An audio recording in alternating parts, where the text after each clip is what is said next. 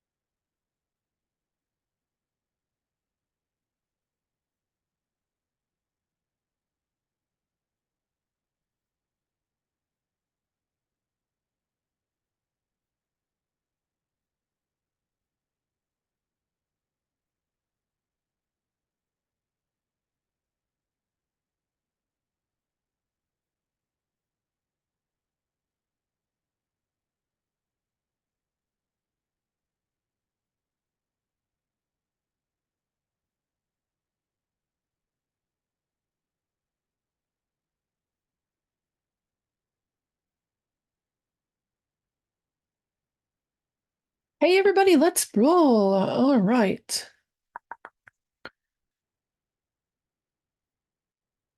Okay. As you can see, my slideshow is working today, so call that a win right out the gate, right? So, okay. Well, welcome. I know we've got a few people still just hopping in the room. I'd love for you to share in the chat what your biggest takeaway was from yesterday. What was that thing that you were like, "Oh my gosh, this is awesome. This is amazing." What was the helpful thing that you recognized or realized or learned yesterday? And thank you to everyone who has your cameras on. Love it. I find having your camera on is so, so helpful. Deanna says, I realized I'm on the right path. Absolutely. Love that. Love that. Uh, is it Precious, I think, said, I appreciate learning about YMYL. Yeah, absolutely. Great, perfect. Greg says using Amazon for topics. Yeah, there's so much gold in Amazon, being able to get kind of that languaging, that thought process, because especially when you're just starting out, if you're early on in your blogging, being able to think through and think about how your people might what words they might use, what phrases they might use, how they identify themselves. Those are all super, super helpful as they are kind of in that early starting, as you're kind of in that early starting stage and you're not really able to survey them, right? Rachel said, I feared you need to have a business product service to have a valuable blog, but your why regarding turning your passion into a mission with a vision helps me to be confident I can launch a blog just for entertainment and enlightenment. Yeah, I love that. I love that. Yeah, everyone's gonna have a different goal. Like you're gonna have a different goal than others, and that's totally okay.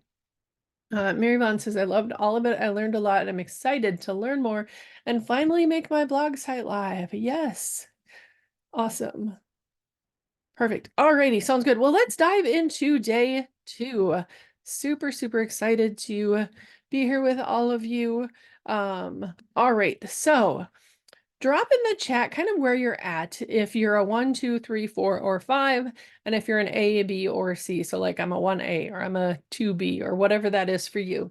So on the range of whether your blog is established or you're kind of on the earlier stages, whether you're feeling pretty comfortable and confident would be like an A.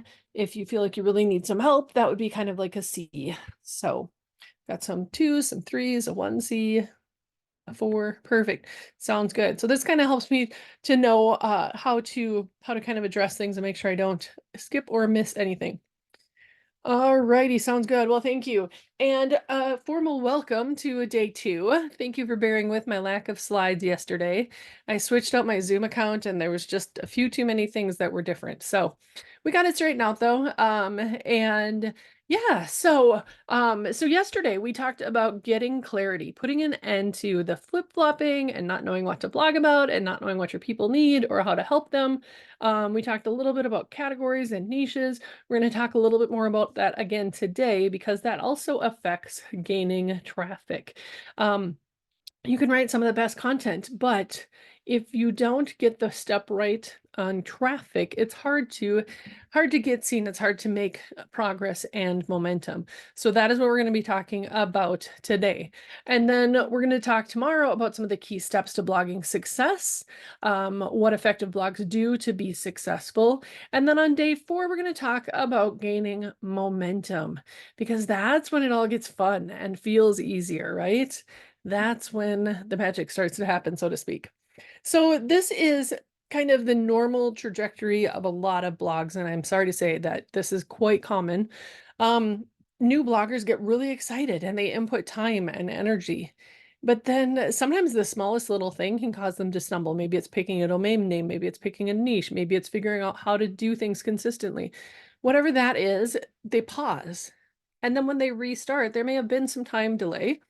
And so then they're a little bit confused. And so inputting more time and energy, it's not as focused or directed, and it makes it harder to be successful. So that is what drives me, because that cost of overwhelm, the cost of confusion is frustration and fatigue and exhaustion, and it doesn't get you anywhere, right? So this is where I like my bloggers to be. I like them to get excited and start. Yes, that's the same. But then when you start, I want that effort to be focused. I want you to know what you're doing, how to do it, feel comfortable and confident in what you're doing. So you create results early on, you gain momentum, you get consistent, you set and meet expectations, and then have more focused effort. And it just sort of creates an up circle instead of a downward spiral, right? Because success loves speed. When you can get that momentum working in your favor, it is amazing. So today we're going to talk first, we're going to have a lesson. We're going to talk about some implementation and practice for you to be able to do. little bit about me. I am a boy mom. I have 4 boys. They're between 3 and 13 years of age. Um, we live in Minnesota. We love to travel nearby areas, and I absolutely love spending time with my family and taking lots of photos. So that's a little about me. But I mentioned implementation and practice. We'll have lots of opportunity to do that. But first, let's back up and talk about yesterday. Yesterday, we got clear on the benefits of blogging, how blogging can create expertise and authority, even when you don't feel like an expert yet, right?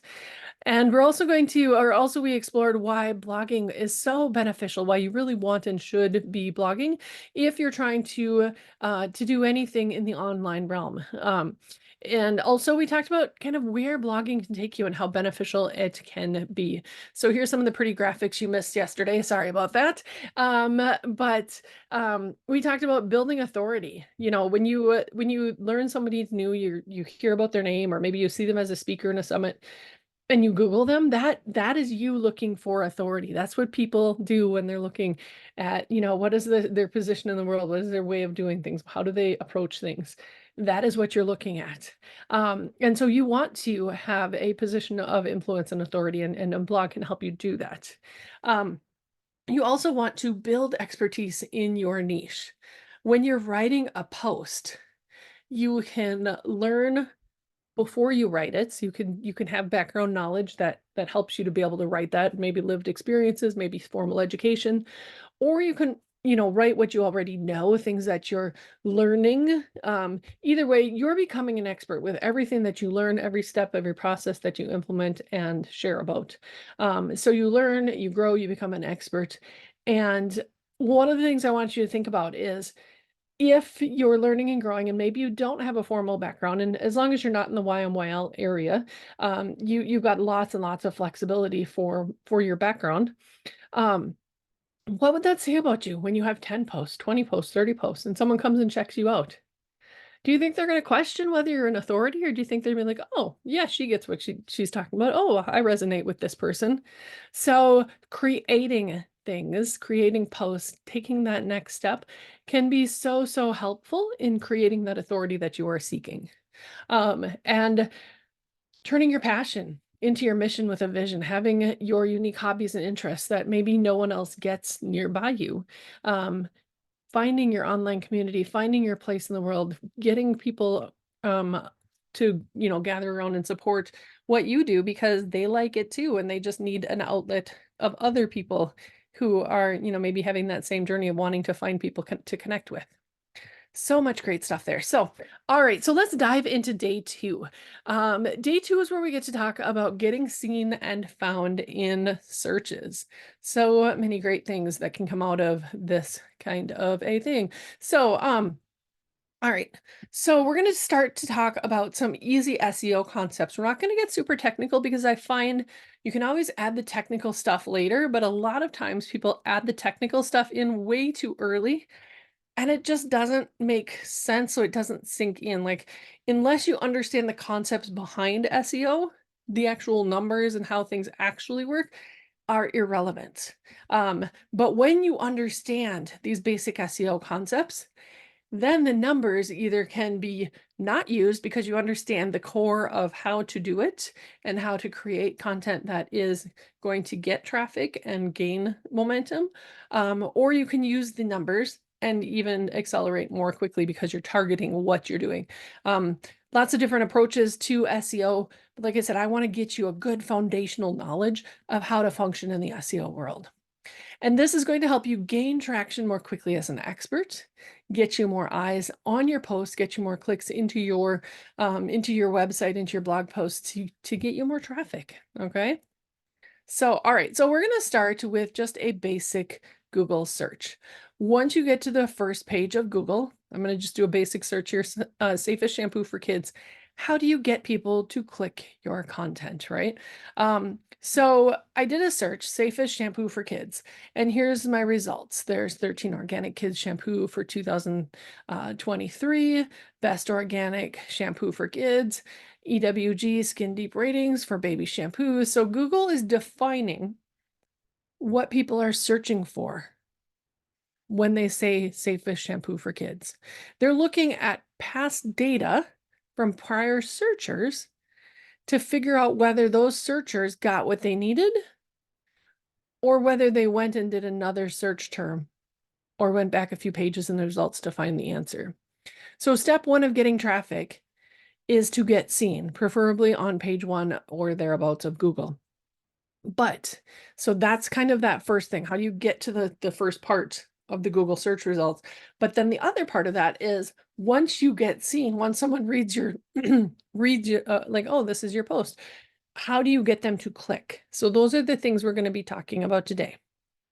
So first of all, getting seen and found in searches. You need to have this component in order to get traffic. And the way that you do this is by building authority. Remember we talked yesterday about building authority? Authority is that starting point for SEO, because without this, the technical parts matter less. The technical parts of SEO matter less if you have not built your authority first. So you want to start with gaining authority in one area before potentially expanding into a wider area topically over time. So let's explore this a little bit more. When you build authority correctly, it can help you do great things for your blog. You build credibility and influence while expanding your reach, meaning people become more aware of you. And this is highly desirable for blog growth. This will get you more traffic. All right, so you need to be seen and be found in searches, build authority, and this builds on what we talked about yesterday, having that focused area that you're talking about, right? So one of the things you want to kind of think about is gaining authority and credibility with great content. So you want to have helpful information, quality material. You want it to be based off of your personal experience. You want it to be written for people, not for machines, meaning you're not just trying to say the right things or do the right exact things. You're trying to write it in a way that people appreciate, that they want to read more of, that they want to explore. You want to incorporate a little bit of your history, your experience, and build credibility, build branding, build backlinks. Those are all such important things for you as you're creating your content. Can you guys see how this is important? Give me a nod, yeah? Okay, yeah, important stuff. And here's the thing. Google has this thing called EEAT. Dana says, yeah, absolutely. And all I did from the last slide to this slide is change this gain authority and credibility with great content and added the EEAT heading. And it's basically the same thing. Google is prioritizing experience, expertise, authoritativeness, and trustworthiness.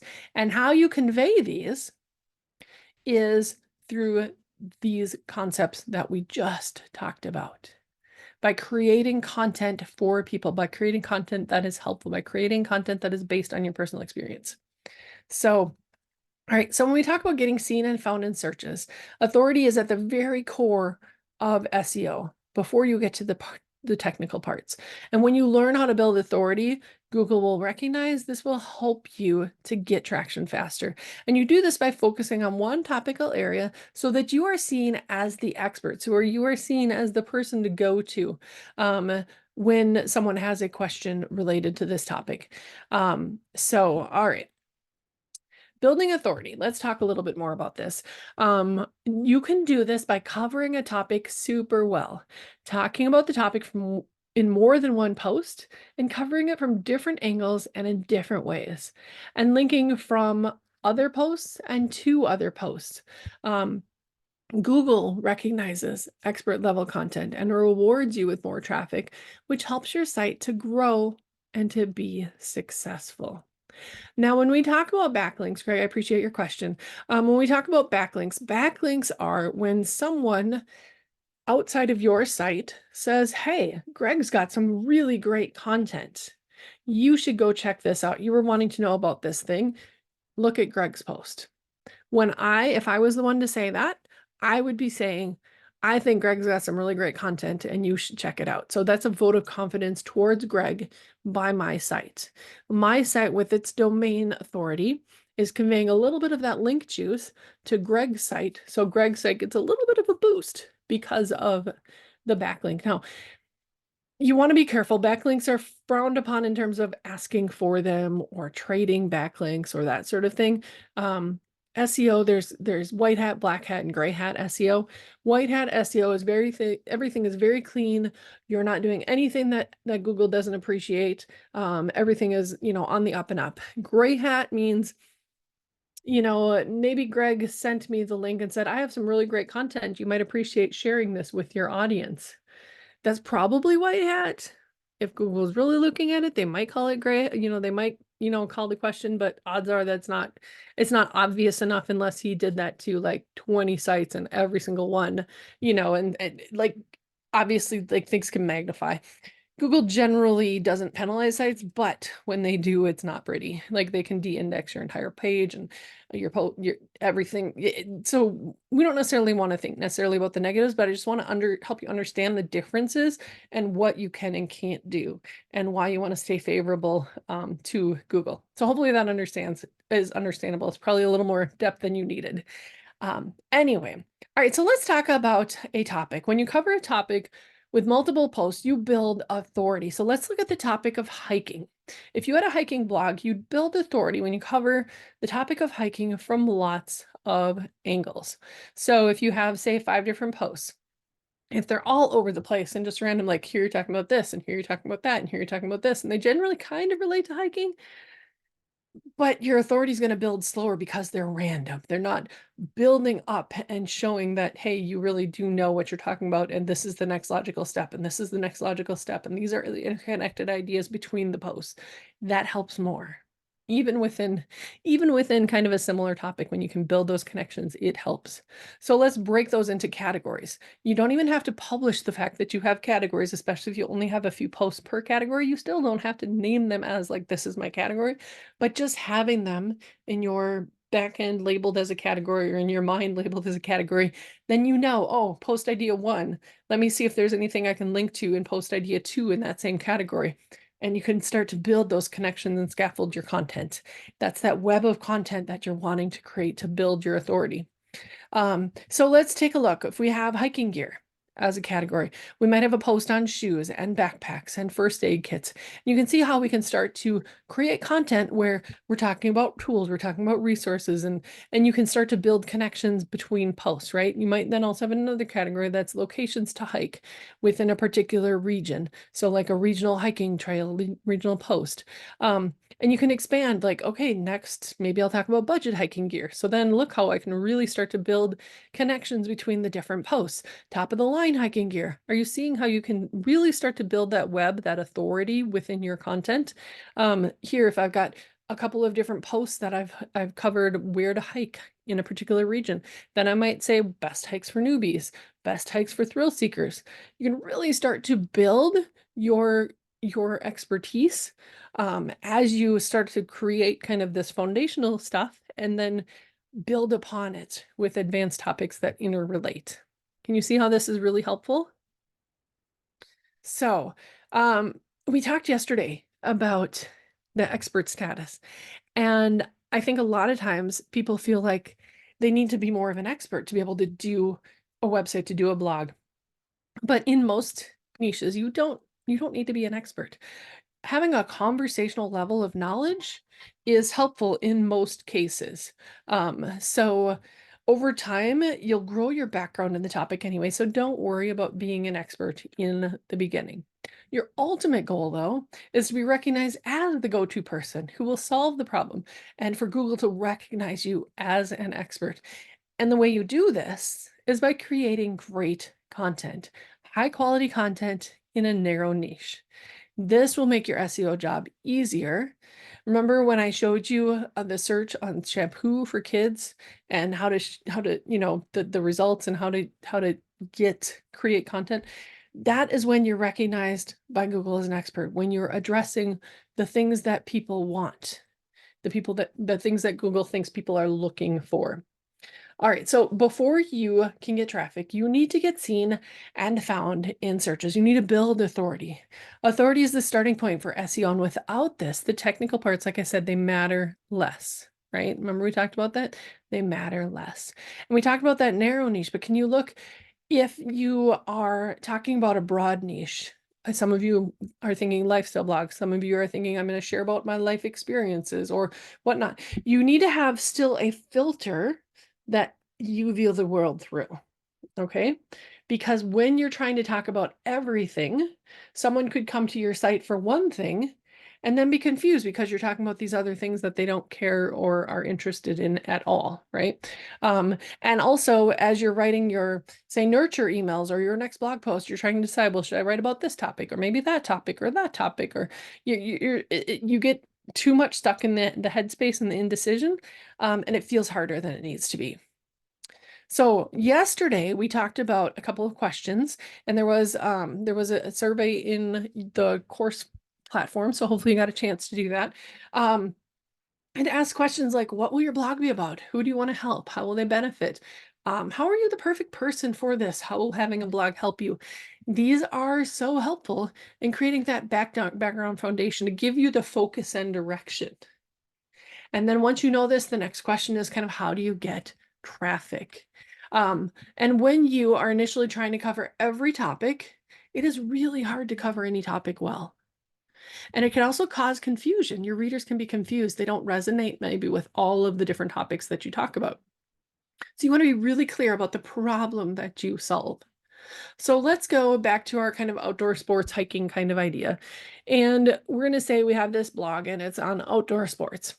And it covers outdoor gear and it covers outdoor skills and bikes and skateboards and fishing rods and electric bikes and rock climbing and mountain climbing and epic bike rides. Now, if you are flying solo, meaning you don't have a team of people creating great content all over on your site, lots and lots and lots of depth to it, can you see how it would be difficult to figure out what should I blog about next? What should I talk about next in my email? What's going to get people excited and interested and keep their attention? Diana says it looks a bit overwhelming. Yeah.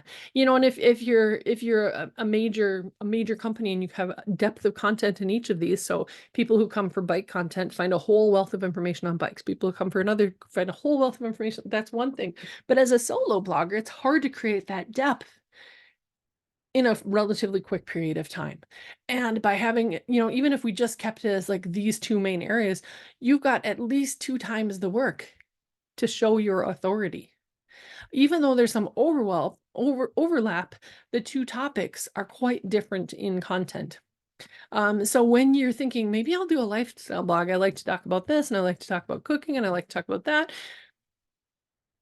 Again, every new major category you're talking about, if it doesn't overlap very well, you really are just multiplying your work. Not saying that you can't do it, but a lot of times what you'll want to do is pick one to start out with, right? You'll want to pick, maybe you just talk about bikes first. And then when you feel like you're covered everything you could possibly say about bikes, then you move into, okay, my second favorite thing is this. Then you focus on that and create, topics and categories related to that, right? And it can be on the same website if you want it to be, as long as the audience shares that same thing, right? So outdoor sports can be your overarching thing, and then you can create a variety of different content related to that over time. But start out really focused on which outdoor sport you're going to focus on. When you have a narrow niche, it just feels easier. It gets easier, and your people appreciate it because they get to know what you write about, and you get to know what they want to know about. You get to know what they think, what motivates them, what drives them, what slows them down, what causes pain and frustration for them. And because you get to know your ideal person so well, you can easily slip into that mind frame and create great content for them. So it's easier to write blog posts. It's easier to write emails. And as a bonus, the reader feels like you wrote content just for them. So I know a lot of early bloggers kind of go, oh, I don't know if I can pick a narrow niche, but it is so worth considering. You don't necessarily have to, but it is worth considering because you make your work easier You make things go more smoothly. You can always expand over time. Just keep your domain name a little broad. But providing that really deep, high quality content early on really does show you as an expert. So if you had a biking and hiking website, again, you have 2 times the content to show your authority. If you have just biking and you go super deep, you can build that authority faster. Are you following, guys? So I want you to think for a minute how this pertains to you. Is there some clarity that you can find for what you're thinking about or what you're doing? Yeah, yeah. All right, so let's talk a little bit more. We showed those Google results, and when you are able to get seen, whether it be in Google, whether it be in Pinterest, whether it be on social media, you want to convert people from impressions, meaning if you just happen to scroll by it and you see it and you're like, oh, that's interesting. Oh, that's interesting. If you're clicking on it, you're going through to the post, that's considered a conversion, right? So you want to get people to click into your content. So you're probably thinking, well, how do I do that, right? So our earlier Google search, first of all, you want to get as close to the top of the search results page as you can so that you get seen. Secondly, once you get to the top of the page, once you're found, whether it be in Google or whether it be in a search result or whether it be in social media or in Pinterest or wherever it is that people are looking, you want people to be interested. You want them to be intrigued so that they click into the post. And one of the ways that you do that is by having a great title. Having a great title. So let's go a little deeper into this.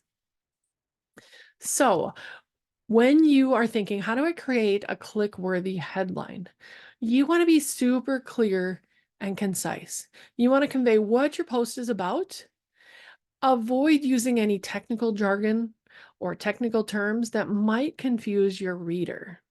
Avoid doing things that seem cute because again, that's not going to give the clarity for people to click into, for people to go like, this is exactly what I need. This is the solution I want. They're going to be like, huh, that's interesting, and move to the next one, right? You want to keep it relevant. It should accurately reflect the content of your post. Using a clickbait headline that promises something that your post doesn't deliver is a good way for people to get annoyed and not come back. So it's not worth it. But, I mentioned cute headlines. Definitely cute headlines, cute titles. Sometimes you can think of something that like has a connection to the words or, words that might otherwise not be used together, but they're from a song or, whatever it is that inspires you, that feels, like, oh, that's a cute pun or whatever. It's not going to work as well as you hope. Go for clear and concise. It's going to win more clicks almost every time. Another thing to keep in mind is using keywords. You want to incorporate relevant keywords in your headline, and this can help your blog post to rank higher in search engine results and to be seen more quickly because you want to make sure people understand what it is you're trying to create content about. That's really at the core of what a keyword is. What are you trying to get people's attention related to? What phrase? What sets of words? However, you want to avoid stuffing your headline with too many keywords, especially if it makes it seem unnatural. If it's just like a mouthful of words that you wouldn't use together, that's not a good thing. So if you don't yet know how to use keywords, don't worry. Don't worry about too much. You're going to optimize your posts later. But I want to make sure that I talk just a moment about slugs. Okay, slugs is something that can easily be forgotten. So if you look at the slug, it's probably not going to show up in here. So like this post, we'll go with the organic shampoo for kids. If you were looking at this website, greenactivefamily.com / it probably says organic kid shampoo. Organics-kids-shampoo is probably the slug that they used. That is the one thing you do not ever want to change. So your slug should not have a number because they might want to have 14 or 15 or 20. in the future. And you don't want your slug to be outdated. You don't want it to change. You don't want to put the year in it. You want to just have the main keyword. So organic kid shampoo would be a perfect slug for this post. That is the one thing that you do not want to change as you optimize your posts later. But as far as keywords, if you later change your keyword that you're focused on, you can change your headings, you can change your title. Those are kind of the things that you can easily optimize going forward. So also let's just talk a little bit about keywords. So an early form of what should I do about keywords before you even need to know the technical part is when you do a search, like, okay, I'm going to do a search for safest shampoo for kids. Take a look at the results. You've got some words that show up here quite frequently. So based on these results, I can guess that best shampoo for kids or something similar is likely a great keyword. However, safest doesn't show up in the front of headlines, even with a search for safest, but it does show up as I scroll down, to this people also ask. So we know people are searching for it. It might not be as effective of a keyword as best shampoo for kids or organic shampoo for kids, which shows up in the headline for both the first and the second results. So kind of some things to think about just as you're observing. You don't have to pay for a keyword tool early on. You can use this as evidence of how to kind of extract information that Google is giving you related to your website. So you can see from these results. Let's just look at kind of the headlines. So the first one is 13. The number 13 came up first on the top one. Best was first on the second headline. After that, you see the keywords: organic kid shampoo, organic shampoo for kids, ratings for all baby shampoos. Those are clues for you about what kinds of keywords would be great for your particular content. Now, ultimately, over the long term, as a newer blogger, you want to have keywords that are less there's a couple of different indicators for keywords. One of them is volume, like how many people are actually searching for them every month. Usually the more volume there is, the harder it is to rank. So if you have high volume keywords, the difficulty, the likelihood of ranking is usually also going to be higher.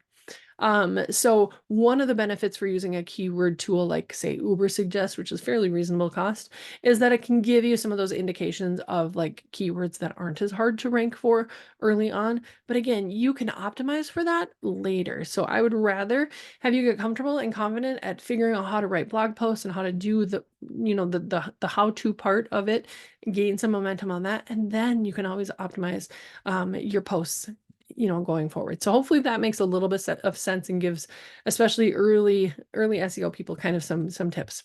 So we're gonna talk a little bit more about using how to create headlines, and we've got some really great keywords for you to kind of keep in mind or not keywords, I should say, but some good phrases to use in your headlines that help to encourage people to click. So all right, so using keywords near the beginning of your headline is really helpful because it's going to give you the most impact. So as we click back into here, organic kid shampoo, you see that quicker than even this word safest choices.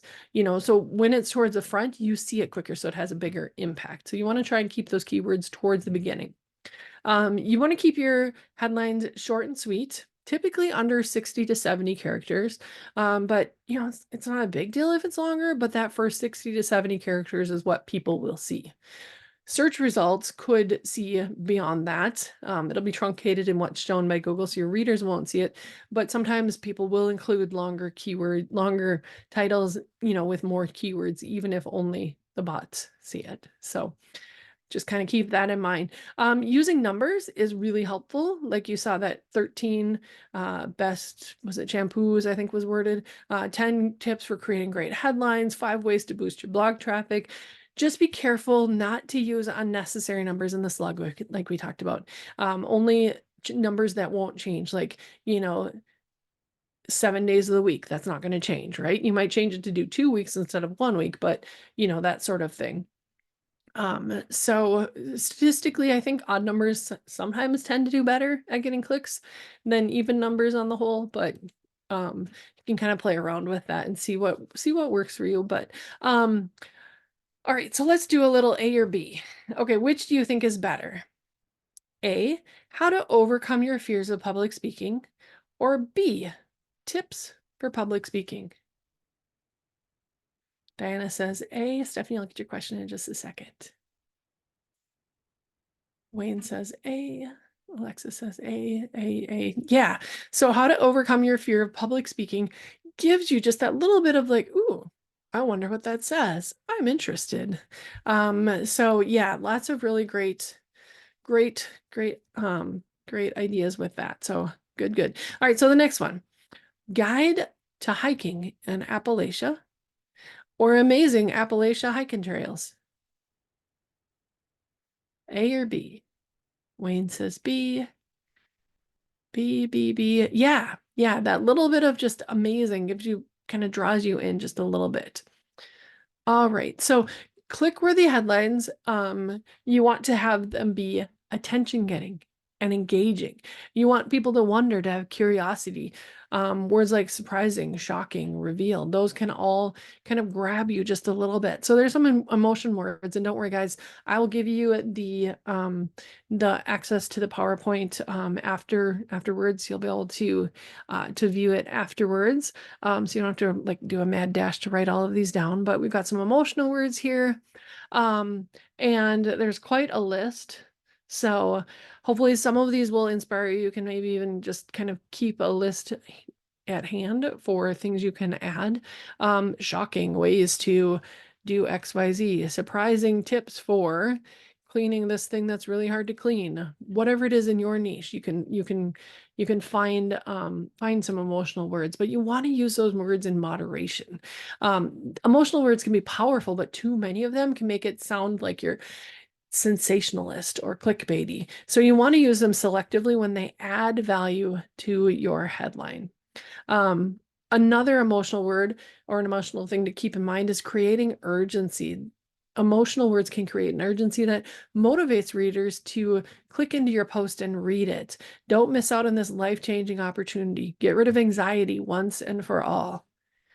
Can you see how there's some power behind those phrases, right?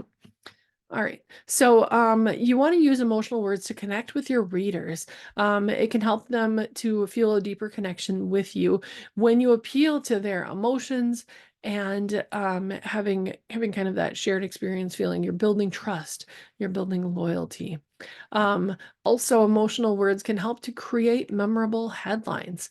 They can help you stand out from the competition and be seen more. So, all right. So, any questions on this so far? I think we had a couple questions that came up. Let me back up and catch those. Keyword tool. I use a variety of different keyword tools. Mostly, I use Ubersuggest is one of my favorites because I like to teach newer bloggers using that. It's one of the best, quickest, easiest, cheapest ways to kind of get started. You can start for free. I think they'll let you do 3 searches a day for free. And then once you decide, okay, I want to do this, I want to get more, like they don't give you full information with those 3 searches.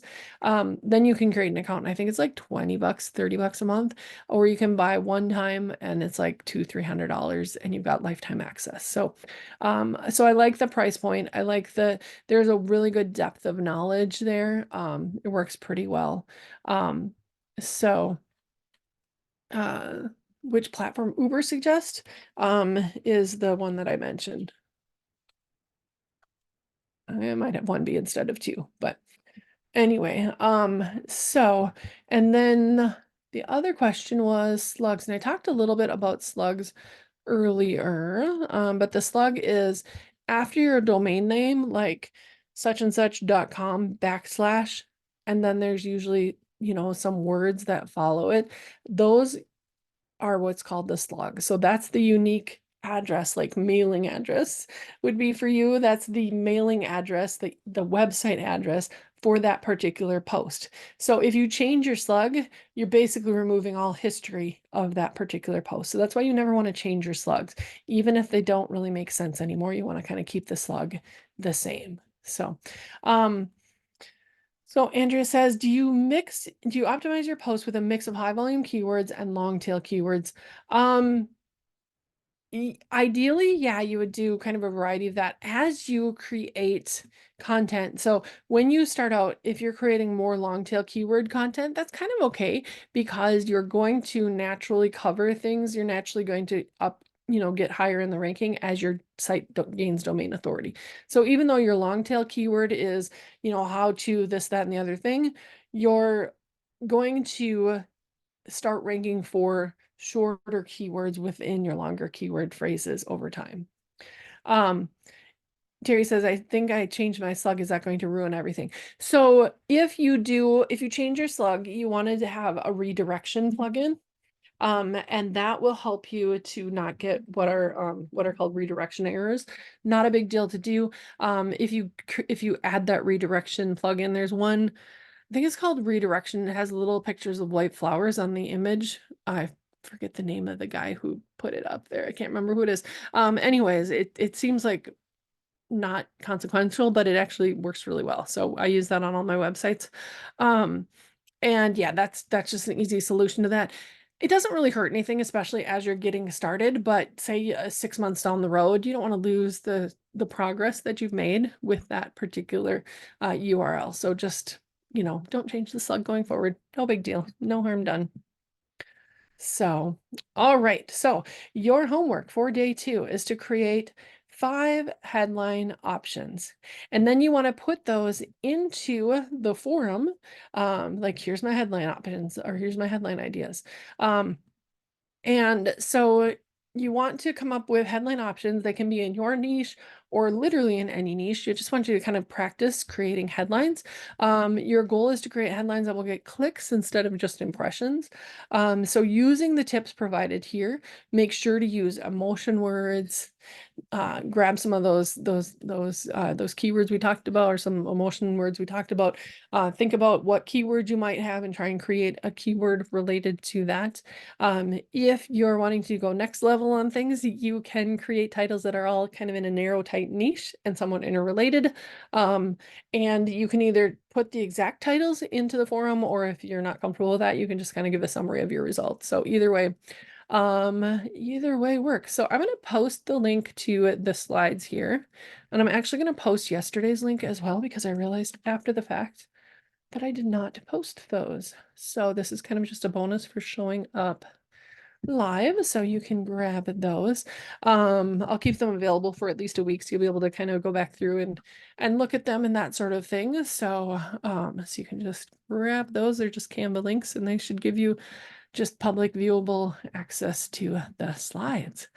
Anyone have any questions? Diana says, thank you. Thank you. You're welcome. And what were your biggest takeaways today?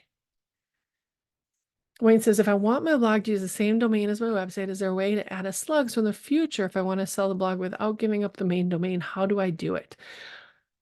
So, if you're wanting to sell your website without losing your domain, you almost would do it on a separate domain entirely so that it exists separately. That would be what the cleanest way to do that would be. And then you can always link from one domain to the other domain. But honestly, most people, when they sell a blog, they're selling the whole thing in its entirety, the website, the blog, everything together. So I would just kind of keep it simple and just have it interlinked, and that would be kind of the simplest way to do it. Deanna says, I loved all the title tips. Great, so happy. Good, good, good. Alexa says how the post should not be random and have a flow, like step by step. Yeah, great. Like a step by step. Yeah. Yeah, absolutely. And Tracy says very interesting, useful stuff. Margie says love the clarity and how to write posts and have them be cohesive and build on each other. Awesome. Kat says takeaway, emotional language. Perfect. Sounds good. All right. Well, thank you all for coming. Hopefully this has been helpful for you. I want to take just a moment and introduce a few people. I think I see Renee here. Renee, feel free if you want to say hello. Um, I know Renee is one of my bloggers. She's been working with me for a while, and she's also does some connecting as well in email and that sort of thing. So yeah, feel free if you want to say hello. Hi, everybody. I'm looking forward to learning more about all of you and listening in on Lisa's program. It's good to get a refresher sometimes for some of the things that you kind of forget. Yeah, absolutely. Absolutely. Awesome. I'm not sure if Susie's able to unmute right now, but you'll probably have gotten an email or so from her. She is super, super helpful at at connecting and following up and she's got a really great background in tech and oh, I see her here. Did you want to unmute? I can. I'm just multitasking as usual. I have about 10 different things going on at the same time. She's heard me say this more than once. So I don't know Anyway, if you guys have seen me. I introduced myself in the forums. I'm Susie. I fix things and yeah, I'm sure I've helped people before. Diana said she fixes me when I break stuff. Yep. I've helped Renee and tons of people. And yeah, I have a background in tech and design for 24 years now. I can't believe I'm adding that four on there. What else have I done? A little bit of everything. I have a pretty vast background in everything, having been all the things as an office manager for software development. So I've seen all aspects of software being developed and I've helped. And so if there's a question, I probably know or have resources that I can give you that get you where you need to go. absolutely. Absolutely. Susie is a great resource. She's super, super helpful. She's got really great background from everything from tech to graphic design. So we love having her in our world. So, all right. Someone had asked about the day one slides, and I did include them here so you guys can grab those. If anyone's listening to the replay and was there for day one, just message me and I can get you the link. So all right. Jill says this is helpful, especially learn about creating a scaffold of content, networked posts to build expertise. Awesome.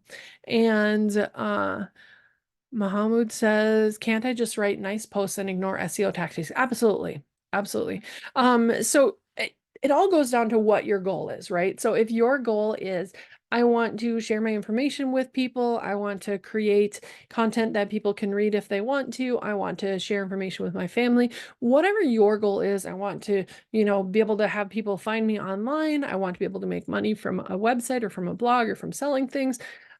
What your goals are, that's kind of where you start. Where are we headed? That's why yesterday when I asked you those questions, that was why we asked those questions first. Like, where are you headed? What's important to you? What is your ultimate goal? What matters to you?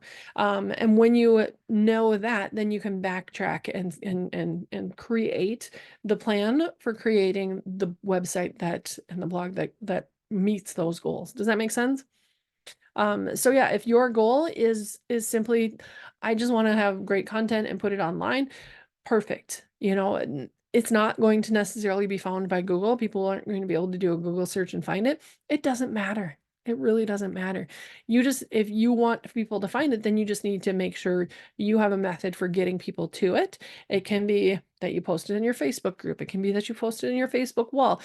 Not that it necessarily will get seen by a lot of people, but if that's your objective, totally okay. You get to pick, like it's your business, it's your website, it's your blog. You get to pick the speed at which you create content. You get to pick whether you want to be seen and by how many people. You get to pick whether you want to make money and how you want to monetize. There's lots of different choices and decisions you make, but the first decision is like, where am I heading? Where's my goal? When you leave your driveway, if you don't set your GPS, you're going to end up some random place, right? You're not necessarily going to have it planned out as to where you're going unless you figured out, I'm going to this place and then I'm going to that place. And like, if you know the steps along the right way to success, then you can orchestrate everything you do to get you there. And that's what we're doing. That's what we're talking about, is how do we equip those of you who are interested in getting traffic and building momentum and creating a website that has the possibility for some real incomes, for real momentum, for some real, making an impact in the world. You would dive more heavily into some of the things I'm talking about. If you're wanting to do a website just for your family and friends, then it's not going to matter as much. Like, these concepts will still help you to create a nice website, but you're not going to have to dial as deep into it. So hopefully that helps. Any other questions? Any other questions? Tomorrow we'll kind of tie a few things together and go a little bit deeper. I don't think I have a slide on it about as an overview of tomorrow, but we'll kind of connect a little bit more what we've been talking about, and talk a little bit more about gaining traffic, momentum, and authority. So always great stuff. So, all right. Any final questions before we call it a day? Is Keywords Everywhere good? Yeah, Keywords Everywhere is pretty good. Yep, I've used that one too. Yeah, you can't, I mean, any keyword tool is going to help get you pointed in the right direction. Every single one is going to be a little bit different in their results because they're literally guessing what Google prioritizes. Like, there's some information that they have data-wise. A lot of it is just based off of search, looking at the Google search results, which is what I showed you guys how to do today. Like, how powerful is that? You have the same kind of information, data, and background as they base their answers and information on. It's just kind of interpreting the Google results to see what is prioritized. That's really what you're looking at. So Margie says, so use the blog to educate and keep my email short and direct to my blog, right? Yeah, absolutely. You can use your blog. Like, if you're a coach and you're not necessarily caring about SEO, but you want to use your blog to build authority, that is fantastic. You can create content that is like questions your people ask, content that shows what you're talking about, content that shares your perspectives and views with the world. That is really great content for you. It doesn't matter if it ever ranks on Google, because that's maybe not how you're going to get traffic, right? You might get traffic from being in, other people's affiliate kinds of things, or from, a collaboration or whatever. So yeah, uh, as far as connecting your blog to your email can simply be saying, hey, this is a really great blog post I just published. Come check it out, and direct them to your blog. Really simple way to write emails. So yeah. And Kat says, and they changed the algorithm. Yeah, Google will continue to change their algorithm. So if you think about what they're doing and why and how they're doing it, if we back up a little bit, back maybe 10, 15 years ago, people were shoving keywords in the back end of, hidden underneath graphics and in the alt text kind of things. And that's how they got to be found, is by hiding those keywords. Google said, that's not really ethical. We're going to penalize that, or we're not going to prioritize that anymore. So then people had to shift. Same with what they're doing right now. Some people created content that wasn't as helpful. And so Google said, you know what? These are the things that we are noticing are somewhat common among less helpful sites. And so we're going to prioritize content that is not meeting that criteria. And unfortunately, when you have this broad brush approach to how to fix things, it sometimes creates casualties. However, long term, they also can change it to create, where they do prioritize that kind of stuff again. It's just, as long as your true north is creating quality content that shows you as an expert, that aligns with your people, that creates helpful resources and content for your people, it really doesn't matter what the Google algorithm does, you're going to come out okay. And even if you don't come out okay necessarily by Google's perspective, you're still creating quality content that shows you as an expert. You just might have to get traffic using another method, especially during times when Google's doing weird stuff, because Google just does weird stuff. And this is nothing new. So However, Google is one of the main players, so they have that ability to kind of direct and shift how, what things are prioritized, and we kind of notice it because they are such a big player. But Pinterest, doing collaborations, like there's lots of different ways to get traffic. You want to have not have all of your eggs in one basket.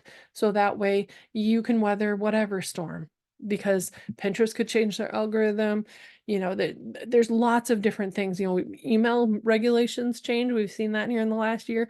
There's lots of things that kind of change and impact over time. But as long as our true north is being helpful and creating great content, it's all going to come out okay. You might just shift your tactics from time to time. So that's why I think that, the content we talked about today is so important, because it's timeless, and it's free of whatever changes. So any other questions? Was that helpful, that kind of explanation? Yeah. Okay. Good. All righty. Well, I will let you guys get back to your day, and the recordings will be available until Tuesday. So you have some time here to be able to watch them about a week from now. So you've got some time to catch up. So, all right, anything you might have missed. So perfect. All right. Well, thank you all so very much. Have yourselves a fantastic day. We'll be back here again tomorrow. All right. Take care. Bye. And I should have the replay up pretty quickly after this. So, all right. Thanks. Take care.